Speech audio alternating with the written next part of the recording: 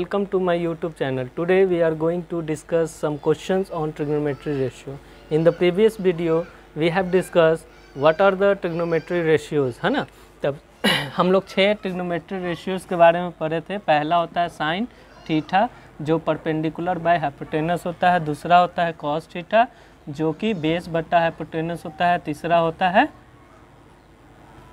Tan theta जो कि हमारा परपेंडिकुलर बाय बेस होता है, चौथा साइन का रेसिप्रोकल होता है, चौथा क्या होता है साइन का reciprocal that is known as cosec theta that is इसका रेसिप्रोकल करोगे तो हाइपोटेनस बाय परपेंडिकुलर, कॉस का reciprocal fifth one that is sec theta इसका होता है base hypotenuse by base, third that is tan का कॉट होता है reciprocal cot theta that is base by perpendicular.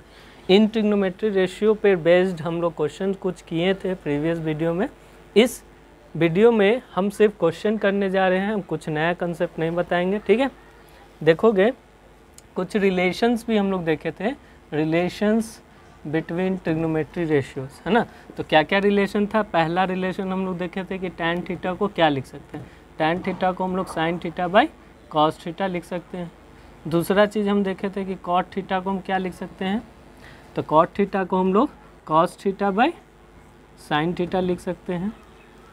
तीसरा बात हम देखे थे कि अगर साइन थीटा को लिखना होगा तो 1 बाई कॉसेक थीटा लिख सकते हैं, है ना। कॉसेक थीटा को लिखना होगा तो हम लोग क्या लिख सकते हैं 1 बाई साइन थीटा, और इन दोनों का प्रोडक्ट हमेशा क्या होगा 1 होगा। उसी तरह फोर्थ वन हम लोग देखे थे दैट इज़ कॉस थीटा को हम लोग 1 बाई सेक थीटा लिख सकते हैं, और सेक थीटा को हम लोग 1 बाई कॉस थीटा लिख सकते हैं, ठीक है। उसके बाद फिफ्थ हम लोग देखे थे दैट इज़ टैन थीटा को हम लोग 1 बाई कॉट थीटा लिखे थे, है ना। कॉट थीटा को हम लोग देखे थे कि 1 बाई टैन थीटा लिखेंगे। इसी ट्रिग्नोमेट्री रेशियोज़ का हम लोग इस्तेमाल करेंगे अपने क्वेश्चंस में। उसके बाद ये रिलेशन का भी इस्तेमाल अगर होगा क्वेश्चन में तो हम करेंगे, नहीं तो पाइथागोरस थ्योरम हम लोग अप्लाई करने वाले हैं, ठीक है। See we have a question that is in the given figure write the value of sine A cot A tan B sine square B plus cos square B. एक triangle है हमारे पास ए बी सी, है ना, और C D उस पर क्या है ए बी पे परपेंडिकुलर है ना। तो हम अगर ए का बात कर रहा है तो in triangle A D C देखते हैं, है ना। एंगल ए डी सी कितना है 90 डिग्री है। तब हम लिख सकते हैं कि ए सी का स्क्वायर, है ना, बराबर होगा किसके A D square plus C D square के। तो ए सी स्क्वायर बराबर ए डी का वैल्यू है 3 का स्क्वायर प्लस सी डी का वैल्यू कितना है 4 का square, that will be A C square is equal to 9 plus 16 that is 25। A C का वैल्यू हो जाएगा square root of 25 that is 5। A C का डिस्टेंस कितना आ गया 5। अब यहाँ प्लस माइनस दोनों आया, लेकिन माइनस नहीं ले रहे हैं क्योंकि लेंथ है, लेंथ कभी निगेटिव नहीं होता है, ठीक है। उसी तरह तो ये हमारा कितना आ गया 5, ठीक है। अब यहाँ पे देखो कि हमको निकालना है साइन ए, क्या निकालना है साइन ए।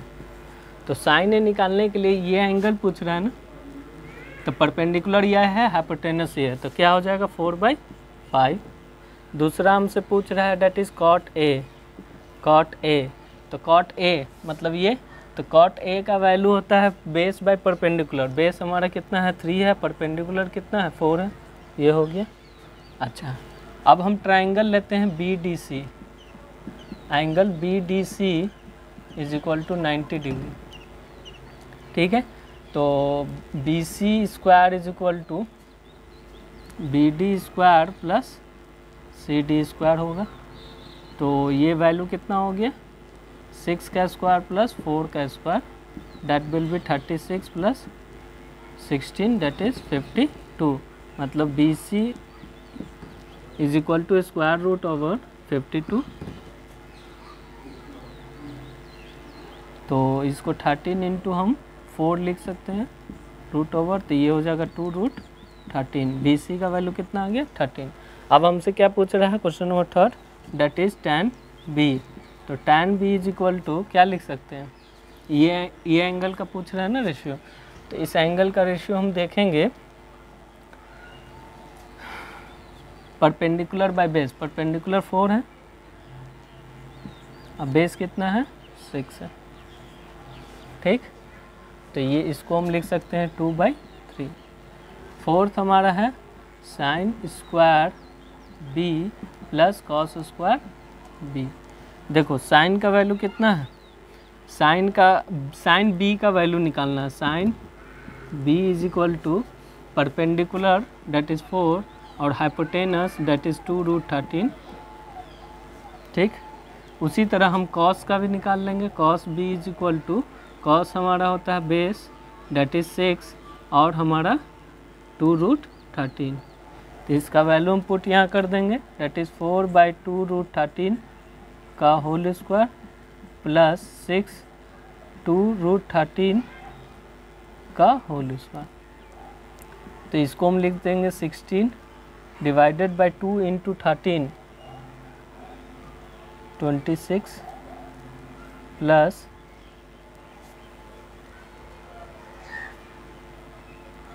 13 4 जब 52 हो जाएगा, ठीक है। तो ये भी क्या हो जाएगा 52 और यहाँ पे 36। तो इसको सम करोगे तो 52/52 1 आंसर आ गया, ठीक है। तो इस टाइप का क्वेश्चंस पूछा जा सकता है आपको ट्रिग्नोमेट्री रेशियोज में, ठीक है। चलते हैं दूसरे question. See, we have another type of question. In this, if tan theta plus 1/tan theta is equal to 2, find the value of tan square theta plus 1/tan square theta, है ना। तो इसको बनाने के लिए हमारे पास दो तरीका, देखते हैं दोनों तरीका।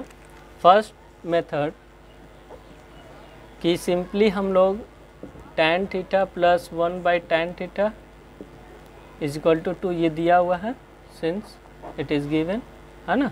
तो स्क्वायरिंग बोथ साइड क्या लिखेंगे, स्क्वायरिंग बोथ साइड्स, दोनों साइड को स्क्वायर करने पर हमको क्या मिलेगा, tan theta plus 1/tan theta का whole square is equal to 2 का स्क्वायर डेट इज़ 4, है ना।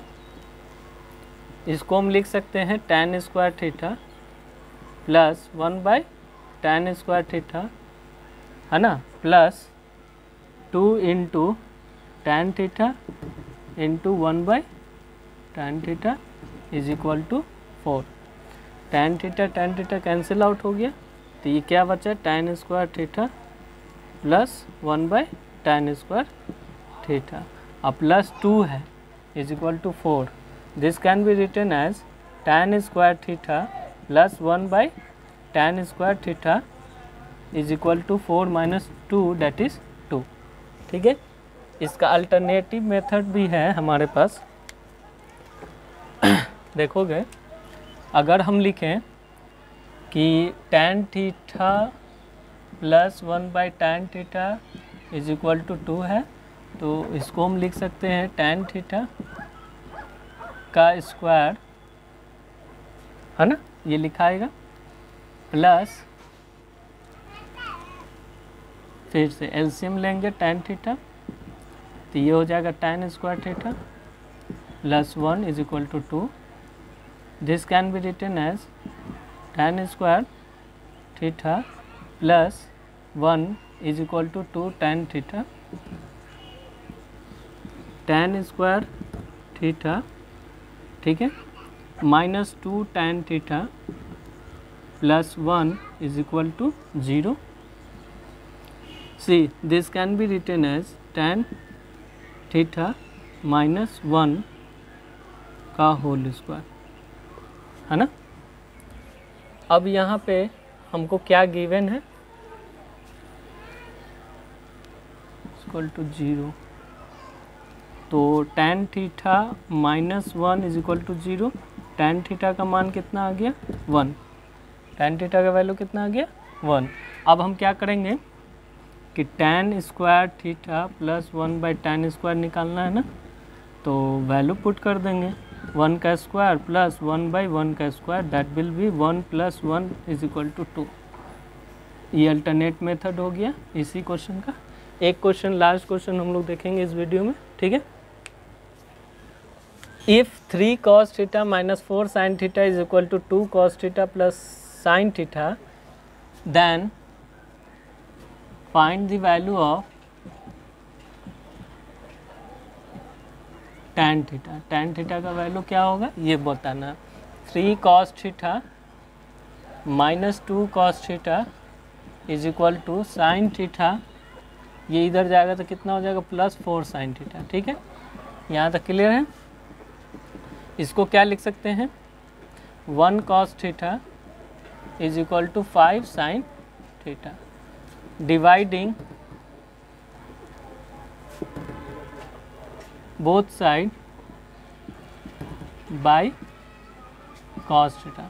अच्छा, cos थीटा से क्यों डिवाइड कर रहे हैं आपको पता चल रहा होगा। 1/cos theta divided by cos theta is equal to 5 × sin theta by cos theta, और sin theta by cos theta को हम क्या लिखते हैं tan थीटा लिखते हैं, ठीक है।